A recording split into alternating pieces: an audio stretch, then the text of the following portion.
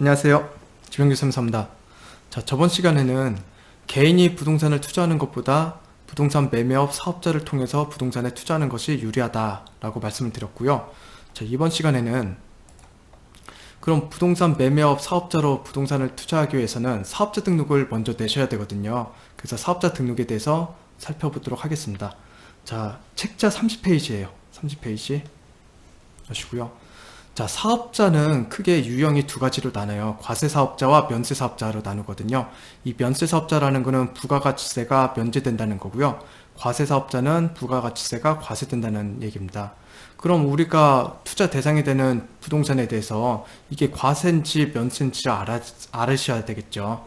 자, 한번 살펴볼게요.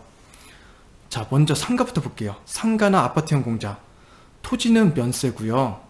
건물은 과세예요. 그럼 면세와 과세가 같이 있을 때는 나는 사업자 등록을 어떻게 내야 되느냐? 과세사업자로 내셔야 되는 거예요. 과세사업자. 자, 토지만 내가 취급한다. 토지는 면세예요. 그럼 토지만 취급할 때는 나는 면세사업자만 내셔도 돼요. 자, 주택을 볼게요. 주택은 국민주택 규모 이하인지 국민주택 규모를 초과하는지에 따라서 달라요. 먼저 국민주택 규모 이하 주택부터 볼게요. 토지는 면세고요. 건물도 면세예요. 그럼 면세니까 나는 사업자 등록을 면세사업자로 내셔도 돼요. 네, 국민주택 규모 초과주택은 토지는 면세고 건물은 과세예요. 그럼 나는 면세와 과세가 있기 때문에 과세사업자로 내셔야 됩니다. 그러면은 일반적으로 부동산 투자하시는 분들이 국민주택 규모 이하 주택을 많이 하시는데 그런 분들은 그것만 국민주택 규모 이하 주택만 취급한다고 하시면 면세사업자로 내셔도 돼요. 근데 그런 분들이 나중에 국민주택 규모를 초과하는 주택을 취급할 수도 있고 또 상가를 취급할 수도 있기 때문에 보통 대부분의 사업자 내실 때는 보통 대부분의 부동산 투자하시는 분들은 사업자 내실 때 과세사업자로 내고 계시는 거예요. 그래서 일반적으로 부동산 매매업 하시는 분들은 과세사업자로 사업자 등록을 내신다라고 생각하시면 되겠습니다. 그런데 과세사업자는 직전 연도 공급 대가 기준으로 이게 4,800만원 미만이면 간이과세자가 되고요. 4,800만원 이상이면 일반 과세자가 돼요. 그럼 부동산 매매업이 간이과세자가 가능할까? 보시면 법정을 살펴볼게요.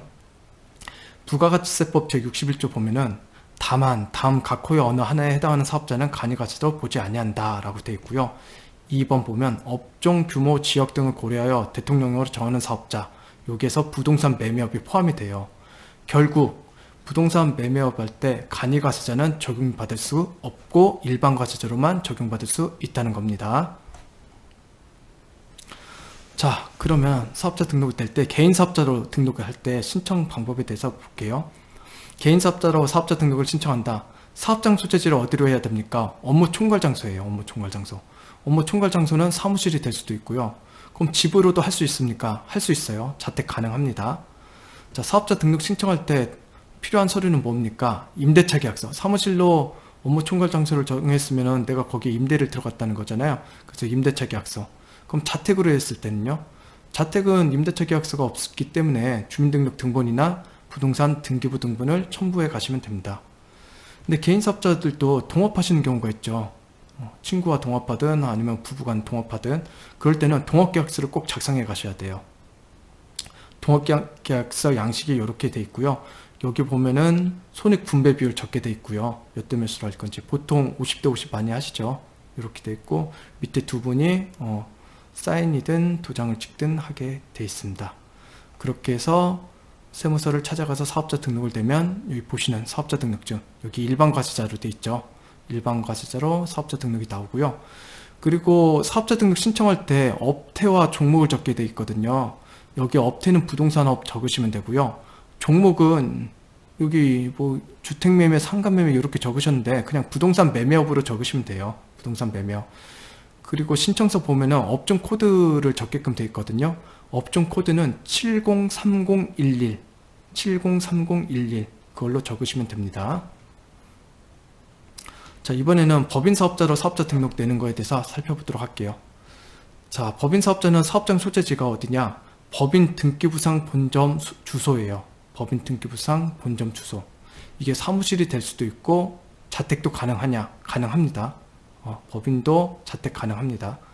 자, 구비서류는 법인 등기부 등본하고 인감증명서, 주주명부, 법인정관, 법인도장, 임대차 계약서.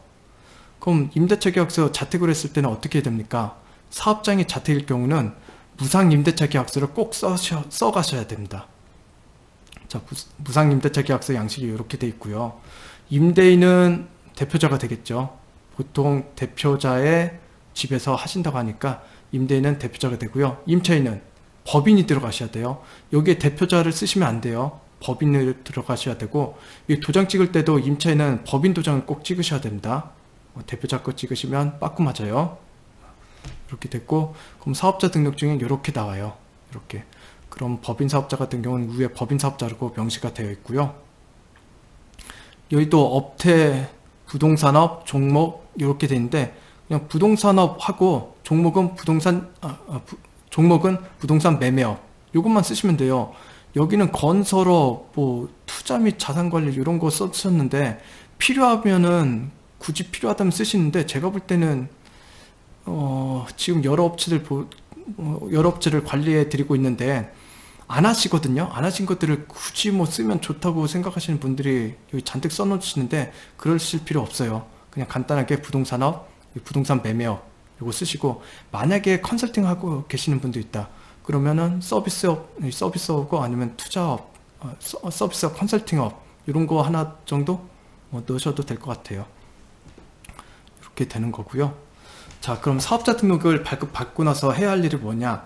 사업자 등록은 신청하면 3일 이내 대부분 나옵니다. 그럼 사업자 등록증이 나오면 먼저 은행에 가셔가지고 통장을 만드세요. 그 법인 같은 경우는 법인 통장 만드실 때 법인 카드도 같이 신청을 하세요. 법인 카드는 이제 사업을 운영하다 보면은 지출되는 비용이 있잖아요. 그 법인 카드를 쓰시기 위해서 만드는 거고요. 그럼 개인 사업자도 통장을 만들고요. 개인 사업자는 사업용 카드를 별도로 만드셔요. 그래서 그 사업용 카드를 가지고 이제 사업과 관련된 비용을 쓰시면 됩니다. 개인 사업자 같은 경우는 사업용 카드를 발급받으시면은 홈택스에 꼭 사업용 카드를 등록을 하셔야 돼요. 법인 사업자는 안 하셔도 돼요. 저절로 다 떠요. 근데 개인 사업자 같은 경우는 사업용 카드는 꼭 등록을 하셔서 사용하시기 바랍니다. 자, 그리고 은행 홈페이지에 가가지고 공인인증서를 발급받으세요. 그리고 홈택스에 가입하시면 됩니다. 공인인증서도 인터넷 뱅킹용 공인인증서가 있고요. 그 다음 전자세금 계산서용 공인인증서가 있고, 이게 두 개가 짬뽕된 범용 공인인증서가 있어요. 인터넷 뱅킹용이나 그 다음에 전자세금 계산서용 공인인증서는 각각 4,400원씩이거든요. 근데 이게 두 개가 짬뽕된 범용 공인인증서는 11만원인가 그래요. 근데 11만원짜리 발급받으실 필요 없고, 처음에 가서는 인터넷 뱅킹용 공인인증서만 받으시고요. 그리고 국민주택 규모 이하 주택을 취급한다고 하면은 이거 나중에 세금계산서 발급할 일이 없거든요. 그래서 세금계산서 발급 공인인증서는 나중에 필요한 경우에 그때 발급받으셔도 되니까 처음에는 인터넷 뱅킹용 공인인증서만 발급받으시면 될 것 같습니다.